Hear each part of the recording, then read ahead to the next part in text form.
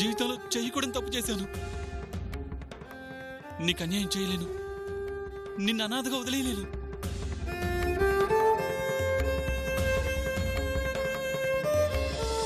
No no, నేను తప్పు చేశాను, నీకు అన్యాయం చేశాను. నేనేం చేసి తప్పు దిద్దుకోను? ఏమని? తన వల్ల మీ జీవితం అన్యాయం అయిపోయిందంట. నలుగురికి తెలియని తప్పునే ఎలా సరిదిద్దుకోవాలో అర్థం కాలేదు. ఇప్పుడు తను గర్భవతి అయింది, తనకేం చేయాలి, ఎలా చేయాలి అని మా ఆయనతో చెప్పి పాపం ఏడుస్తున్నాడు మేడం.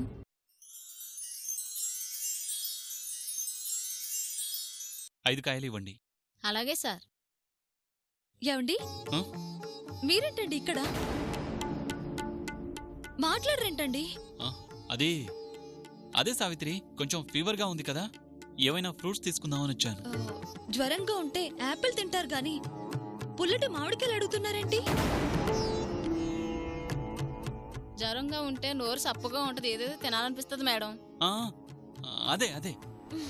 మీరు మరీను ఏదో గర్భిణీ స్త్రీలు అడిగినట్టు జ్వరానికి మామిడికాయలు అడిగితే బాగుండదండి. యాపిల్స్ తీసుకోండి. సరే. ఓ 1/2 డజన్ యాపిల్స్ ఇవ్వండి. సరే. ఇవి కూడా తూకం వేయండి. అవును, ఆఫీస్లో పనైపోయిందా? లేదు సావిత్రి, వెళ్ళాలి. సరే అయితే, నేను కూరగాయలు తీసుకోవడం అయిపోయింది, ఇంటికెళ్తానులేండి. పద, నేను డ్రాప్ చేస్తాను.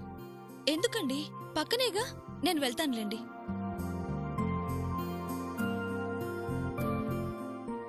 ఎంతైందండి? 400 మేడం. ఇదిగో మేడం యాపిల్స్. ఇవిగోండి. ఏమండి, తీసుకోండి. Thank you.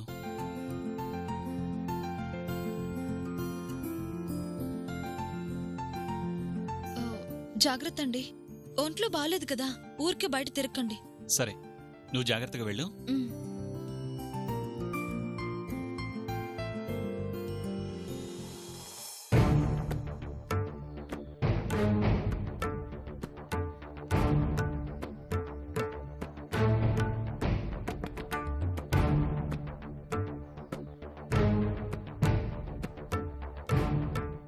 మామిడికాయలు వద్దన్నారుగా?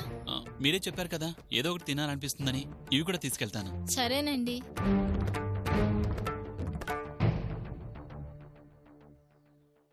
ఇవి బిల్ చేయండి.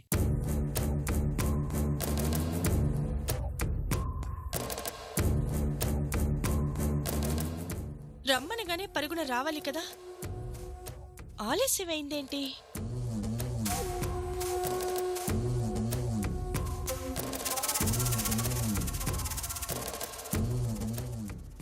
ఇవిగో ఊర్మిళ, మామిడికాయలు.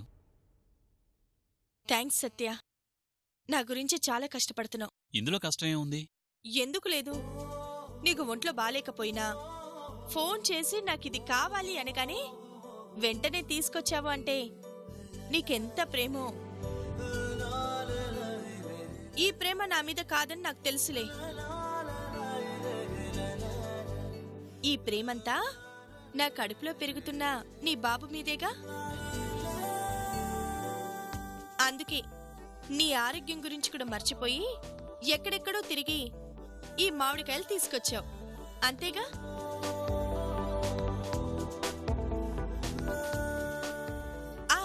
సత్య, చెప్పడం మర్చిపోయాను, డాక్టర్ రాసిచ్చిన టాబ్లెట్స్ తీసుకోలేదు.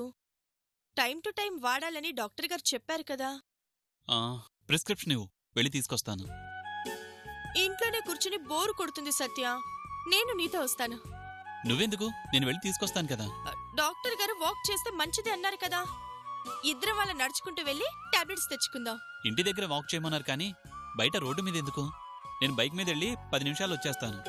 ఒక్కదాన్నే ఇంట్లో ఉంటే పిచ్చి పిచ్చి ఆలోచనలన్నీ వస్తుంటాయి, అందుకే అలా బయటకొస్తాను అంటున్నాను. సరే, వెళ్దాం పద. 1 మినిట్.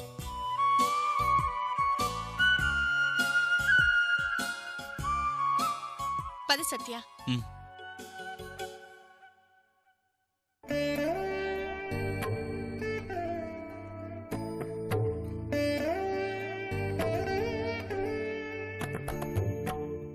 ఏంటి సత్య అలా ఉన్నావు?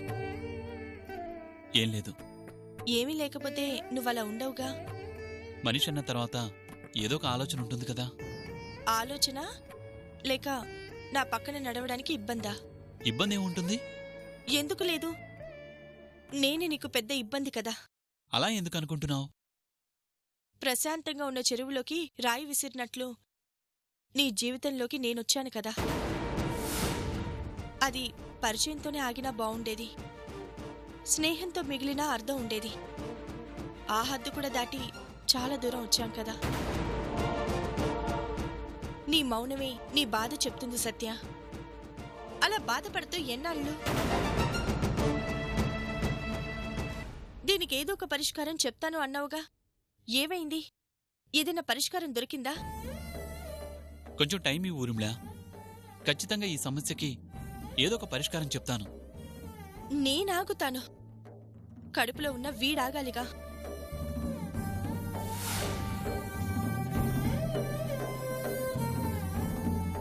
నిన్నిబ్బంది పెట్టకూడదని నా బాధని నాలోనే దాచుకున్నాను, నా ప్రేమని నాలోనే దాచుకున్నాను. కాని వీణ్ణెంతకాలం దాచగలను? ఈ తప్పునెంతకాలం ఆపగలను?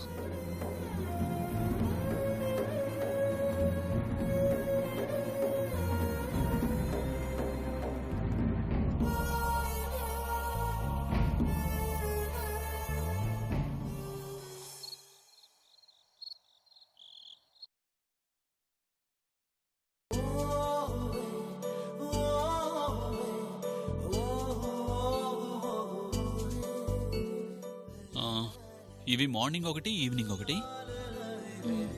ఇవి ఓన్లీ నైట్ టైం భోజనం చేసిన తర్వాత వేసుకోవాలి. ఇవి బ్లడ్ కోసం రోజు 3 టైమ్స్ వేసుకోవాలి. సరే ఊర్మిళ, టైంకి టాబ్లెట్స్ వేసుకొని పడుకో. ఇంటి దగ్గర సావిత్రి వెయిట్ చేస్తూ ఉంటుంది. నేను వెళ్తాను. నా ఆనందానికి అడుగడుగున ఇది అడ్డుపడుతూనే ఉంది. ఊర్మిళ, వస్తాను.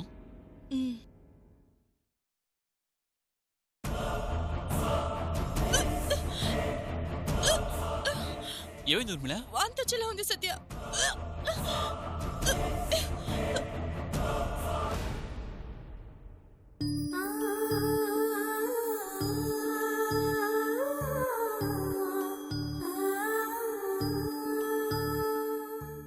నీలాంటి మంచి మనిషి పరిచయం కావటమే నా అదృష్టం సత్య.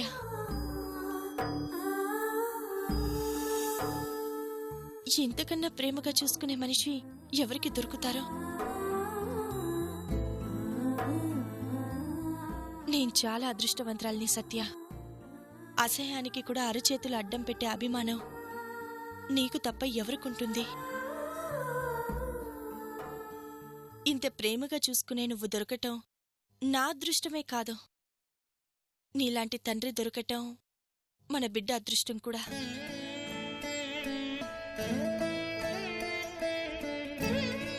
ఈ చెయ్యి పట్టుకుని నడవాలని ఎన్నో కలలు కన్నాను.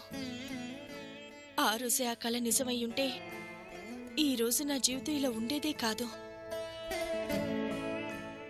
నువ్వు వెళ్ళిపోతే ఒంటరిగా ఏదో పోగొట్టుకున్నట్లుంటుంది. కాసేపు నాతోనే ఉండు సత్య, నా మనసు ప్రశాంతంగా ఉంటుంది.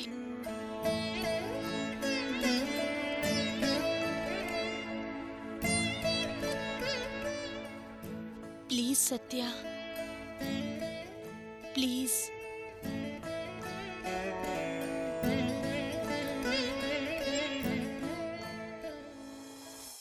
సరే. గుండెల్లో ఈ భారం ఏమంటుందో, కన్నుల్లో ఈ శూన్యం ఏం చూస్తుందో, తన కలవరమేదో గుర్తించిందా, వెతికిన వెలుగేదో కనబడకుందా ఇప్పుడైనా, తనకేం కావాలో తెలిసేనా?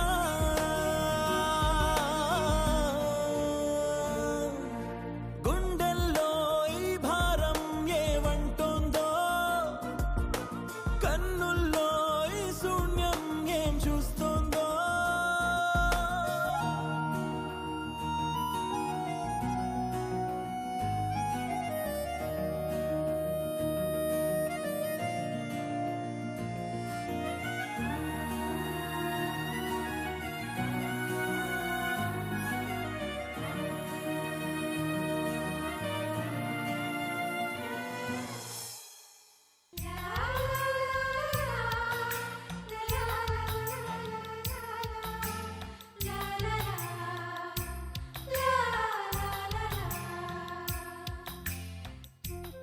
ఏంటండి లేట్ అయింది? చిన్న పనుండి లేట్ అయింది. అదే అనుకున్నానులేండి. ఇప్పుడు ఒంట్లో ఎలా ఉందండి? తగ్గిందా? ఆ మిమ్మల్ని చూస్తుంటే తగ్గినట్లేం అనిపించటం లేదే.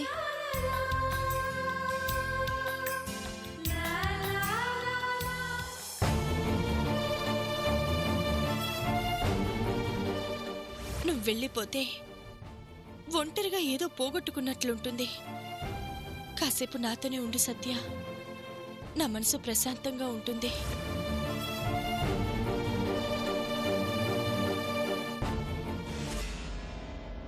తగ్గిందని చెప్తున్నాను కదా. పోన్లేండి, తగ్గితే మంచిదేగా. సరే, త్వరగా వెళ్ళి స్నానం చేసిరండి. వేడివేడిగా అన్నం తిందురుగాని. నాకు ఆకలిగా లేదు. ఆకలి లేకపోవడమేంటి? ఏం తిన్నారని? నిన్నట్నుంచి ఆ ఇడ్లీలు బ్రెడ్ ముక్కలే కదా. కొంచెం అన్నం తిన్నారంటే ఆ నీరసం కూడా పోతుందండి. ప్లీజ్ సావిత్రి, వద్దని చెప్తున్నాను కదా, వదిలేసేయ్.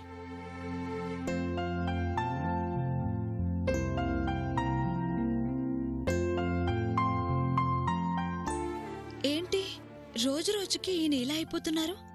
జ్వరం వచ్చినా ఎండి గారు వచ్చారనగానే వెళ్లారు. ఈరోజు ఆఫీస్ పని అంటూ వెళ్లారు.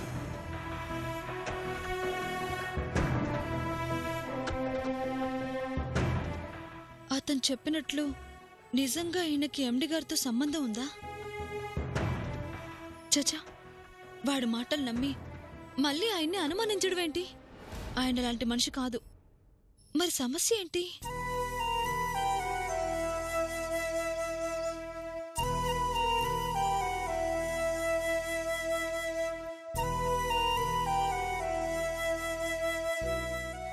ఒకవేళ నాతో చెప్పలేని సమస్య ఏదైనా ఉందా? దానివల్లనే ఈరోజు నేను ఆయన్ని ప్రేమిస్తున్నాను అన్నా నా ప్రేమని ఒప్పుకోలేకపోతున్నారా? అలాంటి సమస్య ఆయనకేముండుంటుంది?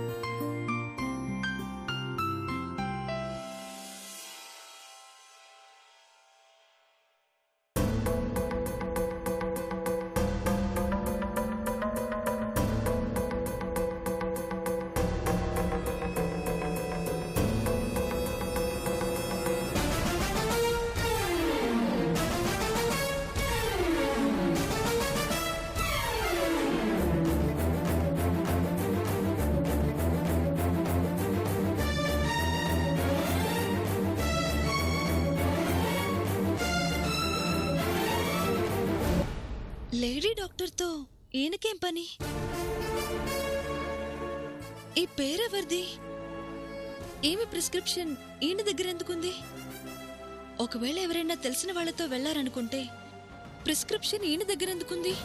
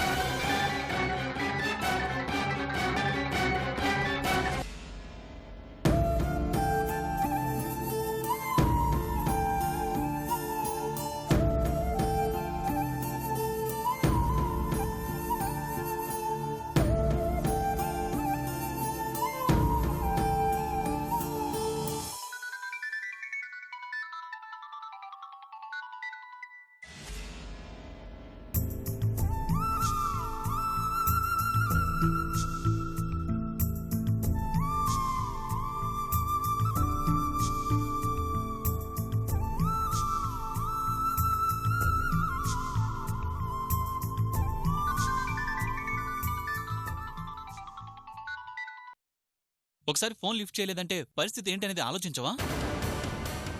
ఇంట్లో ఉన్నాను, ఎదురుగా సావిత్రి ఉంది, ఏం మాట్లాడమంటావు? అయినా బయటకొచ్చి ఫోన్ చేసేలోపు అంత తొందర ఎందుకు? అది కాదు సత్య, ఏంటో అనీజీగా ఉంది. ఒకసారి ఇక్కడికి వస్తావేమో కనుక్కుందామని ఫోన్ చేశాను. ఆ విషయానికి ఫోన్ చేయక్కర్లేదు, SMS కూడా పెట్టొచ్చు. అయినా ఇప్పుడేంటి, రావాలి అంతే కదా? వస్తున్నాను.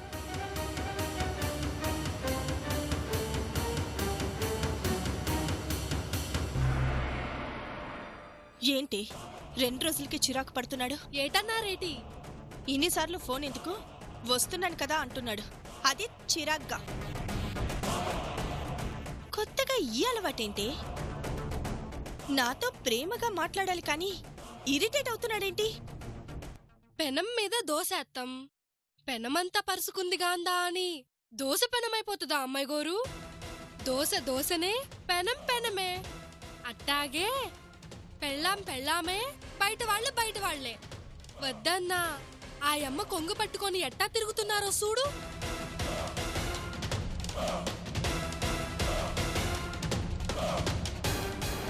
ఎవరే బయటోళ్ళు? ఎంతైనా తమరు బయటోళ్ళు కాదేటి?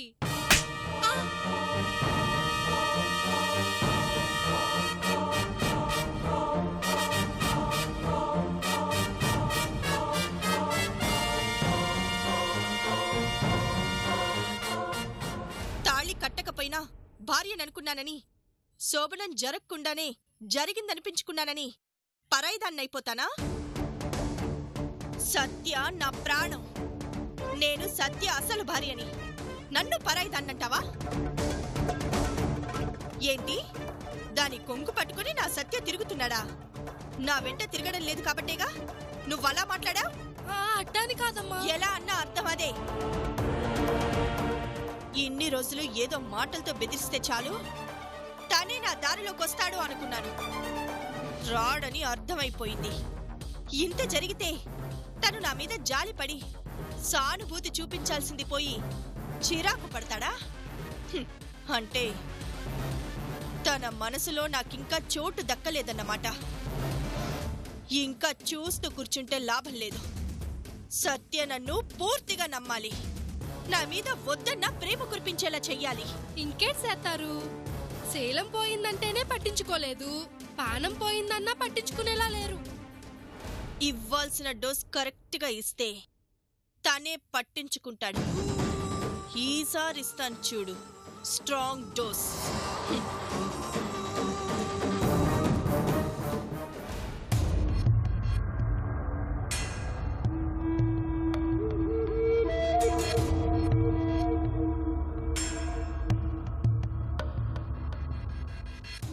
ఊర్మిళ, నేను ఇంటి దగ్గర ఉన్నానని తెలుసు కదా.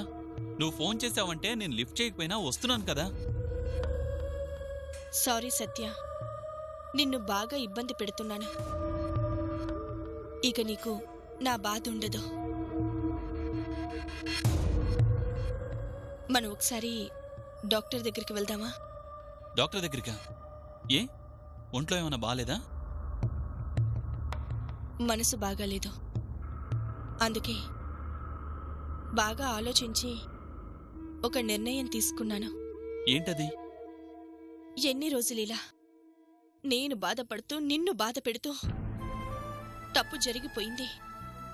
ఆ తప్పుకి ప్రతిరోజు శిక్ష అనుభవిస్తూ ఎలా ఉండగలం? అందుకని 4 గోడల మధ్య జరిగిన తప్పు నలుగురికి తెలియకముందే దాన్ని చెరిపేద్దాం. అవును సత్య, నేను నా గురించి ఆలోచిస్తున్నానో లేదో కానీ నీ గురించి ఆలోచిస్తున్నాను. ఫోన్ చేసి ఫోటోలు చూపిస్తాను అంటేనే హడలిపోయా. అలాంటిది రేపు ఈ విషయం సావిత్రికి గాని మా అన్నయ్యకి గాని తెలిస్తే నీ పరిస్థితి ఏంటి? ఆ ఊహ కూడా నన్ను భయపెడుతుంది. అందుకే నా కడుపులో ప్రాణం పోసుకున్న తప్పుని ఇందులోనే సమాధి చేద్దాం.